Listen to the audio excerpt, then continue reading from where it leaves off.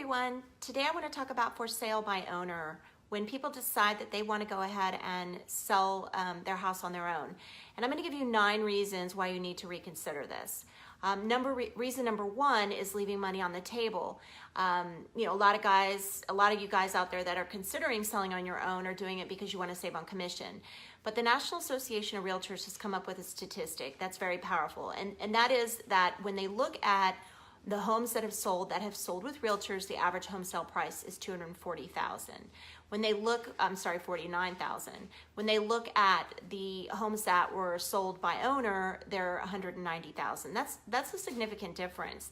So today, that being reason number 1, I'm going to talk about the other reasons why you should have, consider, going through a realtor and the reasons why, and those are really the reasons why you're going to end up selling your home for less if you try to do it on your own.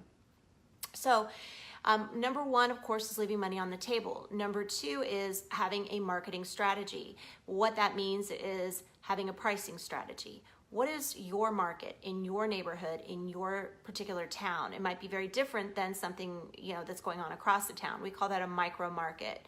So what you want to do is have your realtor really evaluate what kind of market and who are you marketing to? Maybe your price point is really for first-time home buyers.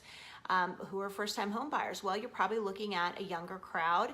Millennials come to mind, and really looking at the ways they like to communicate. If you have a home that maybe is an older home, a larger home, and likely you're going to target move-up buyers, so they might be a little bit older, and certainly they might be more apt to communicate via Facebook. So those are different things that you want to look at in different channels as far as marketing. But price point is very important, and of course, mispricing a house is a whole nother issue. So that's number 2. And then of course, then once you have your marketing strategy in place, you're going to want to have a marketing plan to implement it. And that plan might include mailings, open houses, which, by the way, guys, I'm going to tell you, I have sold homes doing open houses. So don't let anyone tell you that doesn't work. They have to be done the right way. And also, promoting your home via, different online channels. So that would be my 3rd. The 4th would be once you have a buyer coming around, you get an offer. What does that mean? Are they a good buyer? Do they actually can get the financing? A lot of times, as realtors, we can get a good idea as to whether or not their financing is strong. Calling their lender, finding out, understanding the different types of financing programs out there. What they mean for you as a seller, because certainly you want to make sure, even if it's a cash offer, do they really have the funds? I've heard plenty of time a cash offer's falling through because there's no funding there, or the funding is just not there. And then the 5th one would be, once you get the offer, now you've got to negotiate the contract. Negotiating the contract and all of the different, not just looking at the lender, but what does that mean when they say you have to pay for the home warranty? What if they slide in a little something about, hey, you're responsible for the HOA docs or the certs, which can cost several $100s. There's just a lot of different parts of the contract that you need to be aware of that do come into play when you're negotiating. And then once you've negotiated the contract, it's not over. So, you might be thinking, I've done it, I've negotiated it, I've got a good deal.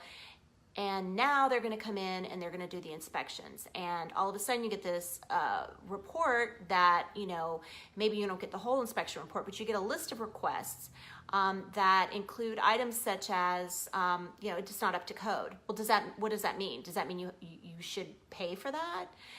Is that your responsibility? Things like that. So that's the next thing. And then you also want to look at, so once the inspections have been negotiated, now you got to wait for the appraisal to come back, because if they financed it, there's definitely going to be an appraisal involved. And looking at that appraisal and just really, let's say it comes in lower, okay? Then that means you're going to be renegotiating. And what does that mean? Does that mean you just back out and you put your house back on the market? Will other buyers be able to buy your house without having to come up with the extra cash? Because once it's appraised, chances are you're not going to be, and if it's an FHA, forget about it. You're going to be tied to a certain number. So you have to really think about that and know what you're doing as a seller. And then once that's done, now you need to check on the lender and make sure that the loan is actually going to happen. And that's also in the contract. So that's been negotiated. So now you've negotiated, you've gotten through the option period, you've gotten through the appraisal, and so there's a buyer's walkthrough. Well, what happens if something goes wrong? What do? You don't want the closing to not happen because a pipe burst, or the garage door was broken, or somebody drove through the house. I mean, these are things that happen. So you need to, and they have happened. So you need to have somebody who's prepared and able to help you when something like that goes wrong. These are all the things to consider. So let me kind of go through them again.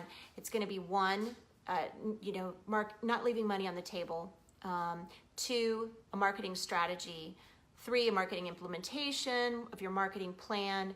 4, evaluating the offer. 5, negotiating the contract. 6 would be renegotiating the inspections. 7 would be the appraisal. And 8 would be the buyer walkthrough. And then the final one would be the closing, making sure that everything is happening like it should in the closing. So those are kind of my tips, and I hope they help you. And I'm looking forward to the next time I get to give you guys some information. If there's anything else you'd like me to cover, if you have any questions, please feel free to like me or comment below. And I look forward to the next time.